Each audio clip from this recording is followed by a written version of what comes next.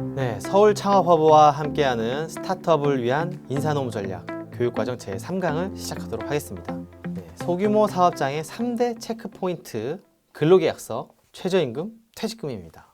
네, 이게 아무리 강조를 해도 지나치지 않는 세 가지거든요. 그래서 한번 세 가지만 꼭지를 따로 모아봤습니다. 근로계약서. 근로계약서는요, 근로계약의 첫 단추이고 근로계약서 작성은 선택이 아니라 필수입니다. 근로계약서는 벌금이 부과되지만 그 벌금 문제를 떠나서라도 사용자, 근로자 모두 다 필요한 내용입니다. 과연 근로계약서를 작성하지 않으면 누가 더 불리할까요? 그렇죠. 사업주는 벌금 물죠. 벌금은 근로자 내지 않습니다. 사업주가 물죠. 하지만 막상 분쟁이 생겼을 때 불리한 거는 근로자예요. 내가 여기서 일했다는 걸 입증하는 것, 근로계약서 한 장이면 되는데 근로계약서가 없으면 다른 것들로 입증하기가 쉽지가 않거든요. 그래서 근로계약서는 꼭 같이 작성을 해야 된다. 언제? 일하기 전에, 일 시작하기 전에 꼭 작성하셔야 됩니다. 사용자는 근로계약을 체결할 때 근로자와 함께 근로계약서를 작성해야 되고 근로자에게 교부해야 됩니다. 교부를 잘 안 하시는 분들이 있는데요. 꼭 한번 주셔야 됩니다. 근로계약서를 작성만 하고 교부를 하지 않는 경우에도 처벌될 수 있습니다. 원칙적으로 입사일 당일날 작성해야 됩니다. 입사 이틀 만에 퇴사 후 신고한 거 관련 거 1강의 때 말씀드렸죠? 신고하면 무조건 서면 근로계약서 미작성으로 벌금 물을 수 있습니다. 실제로 굉장히 이걸 가지고 신고하시는 근로자분들, 알바분들 많아요. 노동청에 신고하면 어떻게 되느냐? 네, 합의금 줘야 됩니다. 똑같아요. 합의금 줘야 취하가 되거든요. 네, 굉장히 많습니다. 조심하셔야 됩니다. 근로자 형태에 따라 다릅니다. 내가 정규직으로 뽑을 것인지, 알바로 뽑을 것인지, 계약직으로 뽑을 것인지 다 다르기 때문에 그 형태에 따라서 형태에 맞는 근로계약서를 작성하는 게 좋겠습니다. 검색해 보시면 네이버에 고용노동부 표준 근로계약서라고 작성하면 쭉 나와요. 그냥 그거 쓰시면 됩니다. 아주 간단하게. 연소자, 만 18세 미만의 경우, 연소자분들도 아주 뛰어난 분들 많으시죠. 그런 분들하고 근로계약서를 꼭 작성해야 되는데 그 외에도 가족관계 증명서와 친권자 동의서, 부모님 동의서죠. 그런 것들을 사업장에 구비해놔야 됩니다. 네, 고등학교 때 롯데리아에서 아르바이트 하셨던 분들 기억나실 거예요. 네, 이런 걸 위반했을 때는 근로계약서 미작성 미교부 벌금, 단시간 근로자 근로계약서 미작성 미교부 500만 원 이하의 과태료, 연소자 증명서 미구비 500만 원 이하의 과태료 등이 다 있습니다. 꼭 서류를 구비해 놓으셔야 됩니다. 근로계약서 작성 시 체크 사항입니다. 요거 같은 경우는 표준 근로계약서에 다 있는 내용들이에요. 이런 것들이 체크리스트입니다. 표준 근로계약서가 아니라 임의대로 어디서 누가 친구가 줘서 이 계약서를 썼는데 이 계약서에 이런 내용이 없다. 그러면은 네, 근로기준법 위반으로 처벌받을 수 있습니다. 노동청에서 근로감독이 나왔을 때 이런 근로계약서 쓰시면 안 됩니다라고 해서 지적을 받을 수가 있죠. 반드시 쓰셔야 되는 내용들이 있습니다. 취업 장소와 업무, 임금 아주 중요하죠. 월급 얼마인지 그게 안 들어가 있으면 안 되죠. 계산 방법, 월급인지 시급인지 주급인지 지급 방법, 소정 근로시간, 근로시간 몇 시부터 몇 시까지 일 몇 시간 일한다. 이런 거 꼭 들어야 됩니다. 이런 건 안 들어갔으면 안 되죠. 왜냐하면 최저임금 위반에 걸릴 수 있거든요. 뭐 해 뜰 때부터 해질 때까지 이렇게 쓰시면 안 되고요. 내가 시킨 대로 언제까지 밤새서 일한다 이런 거 안 되고요. 휴일 및 연차 유급휴가 어떻게 할 것인지 쓰셔야 됩니다. 5인 미만 사업장의 경우에는 연차 유급 휴가가 없어요. 그렇다고 하더라도 만약 저라면 이렇게 하겠어요. 5인 미만 사업장이라서 연차 유급 휴가 조항의 적용을 받지 않지만 나는 1년에 15개씩 여러분들에게 휴가를 주겠습니다. 단 쓰지 않았을 경우에 연차 휴가 수당을 주지 않습니다. 네, 이 정도로 우리 회사의 인사 규정을 만들어 놓으면 좋을 것 같습니다. 연차 유급 휴가도 없다 그러면 좀 불만이 있을 수 있잖아요. 네, 불만이 있을 수 있으니까 휴가는 주되 미사용한 연차 휴가는 수당으로 지급하지 않는다. 이 정도로 인사 규정을 만들어 놓으면 좋을 것 같습니다. 또 하나 여기 표준 근로계약서에 없는 내용들이 있어요. 뭐냐? 수습 근로자 여부. 수습 들어보셨죠? 3개월 동안에는 임금의 90%만 지급할 수 있습니다. 수습 근로자인 경우에. 근데 안 썼어요. 근로계약서에 없었어요. 말로만 했어요. 너 수습이야 3개월 동안. 안 됩니다. 근로계약서에 무조건 수습 근로자라고 써 놓으셔야 수습 적용을 받을 수가 있고요. 감액 규정, 즉 월급의 일부를 감액하겠다 이런 규정도 꼭 근로계약서에 들어가 있어야만 효력이 있습니다. 포괄임금제 시행 여부도 근로계약서에 따로 넣으셔야 되고요. 표준근로계약서 말씀이 나왔으니까 한번 얘기를 드리면 표준근로계약서는요. 가장 기본적인 내용만 딱 A4 한 장에 들어가 있습니다. 우리 스타트업에서 어디 지원금 받을 때 뭐 청년내일 채용공제 같은 거 할 때 표준근로계약서 작성하시면 됩니다. 그 포맷이 기관들이 좋아하는 포맷이라서 쓰시면 되는데 중요한 거는 이것은 근로자들을 위해서 가장 필요한 것들만 들어가 있는 것이지 사업주를 위해서 필요한 내용들 너랑 나랑 이 정도는 지켜주기로 해라는 게 근로계약서에 담을 수가 있는데 그런 것들은 빠져 있습니다. 그런 것들이 더 필요하다고 한다면 전문가의 도움을 받아서 근로계약서 우리 회사는 이런 근로계약서를 쓰기로 하자라는 것을 만들어 두셨으면 좋겠습니다. 왜 그러냐? 이상한 거 넣으시면 안 돼요. 근로계약서에. 이상한 거 들어가면 근로기준법 위반으로 걸릴 수 있기 때문입니다. 근로계약은 우리 민법상 계약과는 달라요. 다르기 때문에 근로기준법을 꼭 준수하시면서 쓰셔야 됩니다. 그래서 제가 근로계약서 표준 양식을 한번 가져와 봤어요. 노동청에서 배포하고 있는 자료인데요. 급여 항목 모두 쓰셔야 됩니다. 네, 안 쓰면 안 됩니다. 근로자한테 직접 지급, 요즘 직접 지급 안 하시죠? 예금 통장에 입금한다고 되어 있죠? 이런 거 꼭 넣으셔야 되고요. 근로 시간도 꼭 쓰셔야 됩니다.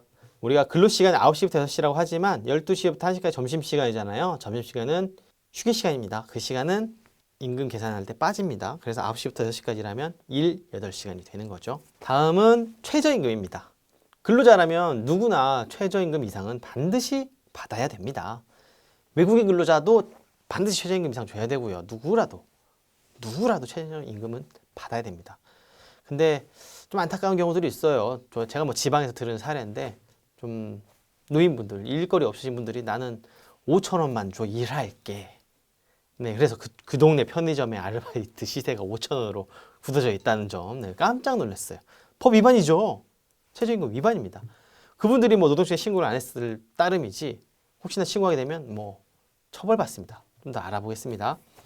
2020년 현재 최저임금은 8,590원입니다. 그리고 월급은 179만 5,310원입니다. 이 이상을 줘야 됩니다. 이 179만 5,310원은 시급 8,590원 곱하기 월 근로시간 209시간입니다. 209가 어떻게 나와요? 하시는 분들이 계세요. 자, 복잡하지만 이게 나와 있고요. 이건 제가 정한 게 아니라 고용노동부에서 정한 거라는 것 꼭 기억해 두십시오. 209가 어떻게 나왔냐면요. 자, 보세요. 하루에 8시간, 주 5일이면 주 40시간이죠. 한 달이면 4주니까 4, 4, 16, 160시간 아닙니까? 그러면 월급이 160 곱하기 8,590원 해야 되는 거 아닙니까? 아닙니다. 뭐가 빠졌죠? 주휴수당. 제가 아까 말씀드렸죠. 두 번째 시간에. 주휴수당이 빠져 있어요. 주휴수당을 꼭 집어넣으셔야 돼요. 그래서 일주일의 근로시간은 40이 아니라 48이에요. 하루치 임금이 더 유급주일로서 들어가야 되는 거죠. 그래서 48 곱하기 4. 그래도 209가 아닌데? 근데 4가 아니에요. 한 달은 우리 4.345주입니다. 왜냐하면 한 달에 5주인 주가 있어요. 1년 중에. 다 4주가 아닙니다. 그래서 이걸 평균을 낸 거예요. 365 나누기 12 나누기 7은 4.345로 해서 그 숫자가 나왔습니다. 그래서 시급은 209예요. 근데 여기서 또 문제점이 뭐냐. 208점 소수점 몇몇몇 나와요. 그렇게 곱하기 시급을 하면 또 179만 5,310원 미만이 나오겠죠. 이게 맞지 않느냐? 나는 수학과 나와서 이게 정확하다. 위반입니다. 왜 그러냐? 고시를 했어요. 이건 고용노동부 장관이 정했습니다. 월급은 하루에 8시간 일하는 사람이 일주일에 5일 일하고 한 달 만근했을 때 월급은 179만 5,310원 이상을 줘라 라고 정해놨기 때문에 이 이상은 지급하셔야 됩니다. 제가 이 말씀을 왜 계속 강조해서 드리냐면 정부 지원금 받으시는 스타트업 분들이 최저임금 위반으로 이거 탈락하신 분들을 꽤 많이 봤어요. 다른 자료들 잘 챙깁니다. 막 사업계획서라든지 재무자료, 세금, 지방세, 납부증명서 다 만들어서 근로계약서 딱 넣는데 너네 근로자들 임금 178만 원밖에 안 줬네? 큰일 납니다. 그러면 바로 탈락돼요. 아시겠죠? 꼭 최저임금 이상은 지급할 수 있도록 하셔야 된다는 점. 또 하나는 수습기간 동안에는 임금을 최저임금의 10%를 차감할 수 있다고 했는데 근로계약 기간이 6개월이나 1년으로 정해져 있다. 이런 근로자분들은 수습기간 동안 차감할 수 없습니다. 요거 잘 모르셔야 돼요. 차감할 수 있는 경우는 정규직인 경우, 입사일 정해져 있고 근로계약 종료일이 정해져 있지 않은 경우에만 수습기간 동안에 10%를 감액할 수 있습니다. 또 잘 걸리는 것 중에 하나가 최저임금 주지 의무. 이게 뭐냐면요. 사용자는 최저임금을 근로자가 쉽게 볼 수 있는 장소에 게시를 하거나 그 외 적당한 방법으로 알려야 됩니다. 라고 되어 있는데 근로감독이 나오면 그걸 봐요. 사무실에 이게 붙어있는지 안 붙어있는지를 봅니다. 자, 여기 하나 팁. 만약에 관할 노동청에서 근로감독이 나온다 그러면 사무실에 어딘가에 출입문이든가 어딘가에 올해 최저임금 표 하나 A4 출력해서 붙여놓으시면 됩니다. 이거 안 되면 또 지적 나옵니다. 과태료 나올 수 있습니다. 꼭 붙여놓으십시오. 네, 최저임금 위반은요 무조건 처벌받습니다. 이게 무슨 뜻이냐면 반의사 불벌죄가 아니에요. 반의사 불벌죄라는 거는 내가 최저임금 미만을 받았어요. 할아버지예요. 얘 처벌하지 말아주세요. 신고를 했지만 합의가 된 거예요. 처벌하지 않겠습니다라고 해도 처벌을 당해요. 최저임금은 그렇게 중한 범죄입니다. 돈을 다 줘도요. 내가 미달한 거 몰랐어. 나 진짜 몰랐어. 미안해. 다 줬어. 그래서 처벌받을 수 있다는 점. 그렇기 때문에 뒤늦게 합의해도 벌금형을 받으니까요. 최저임금은 꼭 지켜주시기 바라겠습니다. 최저임금에 포함되는 것이 그냥 매월 지급되는 돈인데 이게 매월 포함되는 범위가 복리후생비는 조금씩 들어와요. 내년도 같은 경우에는 어느 정도가 최저임금인지 꼭 확인을 해보셔야 됩니다. 꼭 최저임금 사업장에 게시하는 것도 잊지 마시고요. 세 번째, 퇴직금입니다. 1년 이상 근무한 근로자에게는 법에 따른 퇴직금 혹은 퇴직연금이 지급되어야 합니다. 자, 퇴직금요. 대충 이렇게 생각하시면 돼요. 1년을 연속으로 근로를 했다? 그러면 한 달치 월급 정도가 퇴직금으로 발생합니다. 일주 15시간 이상, 1년 이상 근로한 근로자에게는 퇴직금을 줘야 돼요. 잘 모르시는 게 그 알바로 한 6개월 일하다가 정규직이 됐어요. 알바기까지 포함해서 퇴직금입니다. 달라요. 연속 근로기간이라고 되어 있습니다. 그 연속 근로기간 1년 이상인 경우에 퇴직금이 발생합니다. 제가 첫 번째 수업 때도 말씀드렸지만 퇴직금 중간 월급에 포함돼서 주는 거 절대 안 되고요. 중간에 이런 경우가 있어요. 근로자가 저 카드값 때문에 퇴직금 좀 땡겨주세요. 미리 중간 정산해주세요 라고 되어 있습니다. 퇴직금 중간 정산의 경우는 법에 정해놨어요. 카드값은 법에 정해져 있지 않습니다. 법에 정해진 사유가 딱 5개밖에 없어요. 그 외에는 중간 정산 할 수가 없으니까 중간 정산 불가능하다고 보시면 돼요. 리스크가 있습니다. 그리고 또 하나, 금품 청산 의무라는 게 있습니다. 근로자가 퇴직했을 때 퇴직 후 14일 이내에 모든 금품을 줘야 돼요. 퇴직금이든 월급이든 연말정산 금액이든 다 줘야 되는데 기업이다 보니까 그 14일 이내 못 주고 뭐 30일 이렇게 정해진 경우가 있잖아요. 위반이 될 수 있습니다. 이런 것도 합의를 해서 연기를 할 수 있지만 일방적으로 14일 넘어섰다? 처벌받을 수 있습니다. 자, 퇴직금 중간 정산의 5가지 사유를 알아보도록 하겠습니다. 무주택자의 주택구입, 전세자금 마련, 근로자 및 부양가족의 질병 치료 시 단 6개월 이상 치료를 요한다는 증빙이 있어야 되고요. 근로자 파산 및 개인 회생 절차 개시, 워크아웃은 해당이 없습니다. 임금 피크제로 인한 감소, 이 5가지밖에 없어요. 그러니까 카드값 밀렸다, 내가 좀 힘들다 이걸로 퇴직금 미리 줬다, 이거는 무효예요. 만약에 근로자가 나는 이거 퇴직금 아니고 퇴직금 정상적으로 계산해서 다 줘. 미리 준 돈 어떻게 해야 돼요? 사장님 입장에서는 미리 준 돈은 퇴직금이 아니기 때문에 민사소송으로 돌려받아야 돼요. 아주 골치 아픈 상황이 발생합니다. 그러니까 절대로 그렇게 주급하면 안 됩니다. 요건을 갖추지 못한 퇴직금 중간 정산은 무효이고 그냥 돈 준 것으로 인정이 됩니다.